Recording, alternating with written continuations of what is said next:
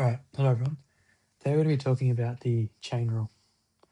So the chain rule is used whenever you need to differentiate a composite function, or a function within a function. Here is how to apply it across exponential, logarithmic, and trigonometric functions.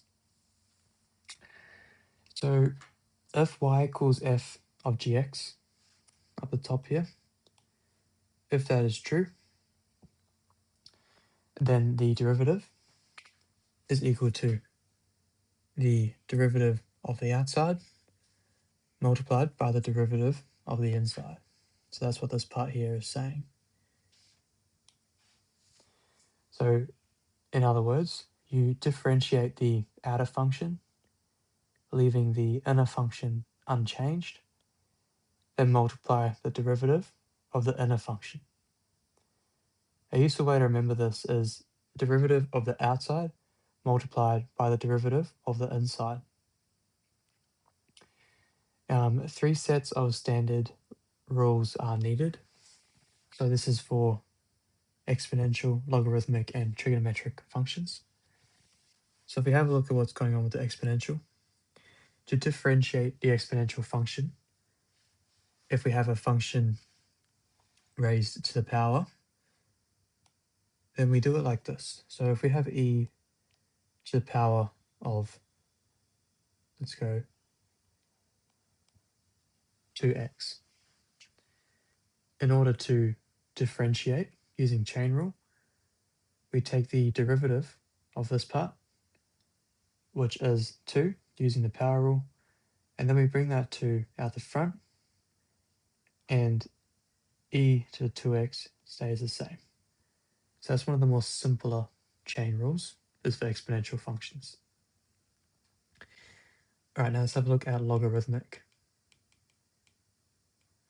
So logarithmic functions, specifically log base e, so ln functions, they work a little bit differently. So let's go through an example. Let's say we have ln 2x plus 1. Now, to differentiate this, we know that the differential for ln x is equal to 1 over x. So we know this rule. So with the same things going on here, we differentiate the outside and we just pretend that this middle part is equal to x. So we have 1 over 2x plus 1 multiplied by the derivative of 2x plus 1. So the derivative of 2x plus 1 is 2. So then if we do that, we get 2 divided by 2x plus 1 is our derivative for this one here. Okay, so differentiated the outside and then the inside. Now let's go through an example for trigonometric functions. So trigonometric functions,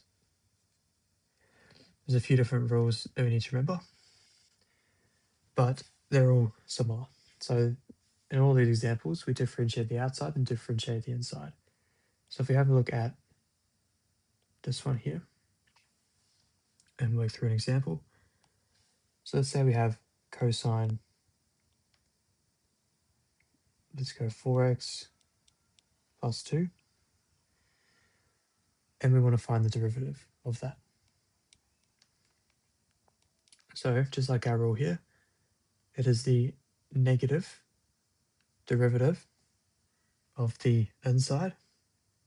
So this part here is our g of x. So if we differentiate our g of x, it will get 4 as our differential using the power rule. So we have 4, negative 4. And then we have sine g of x. So that 4x plus 2 stays the same inside the sign. And that is our differential for this one. Hopefully that makes a bit of sense. Once you do a few practice ones, it becomes a bit easier.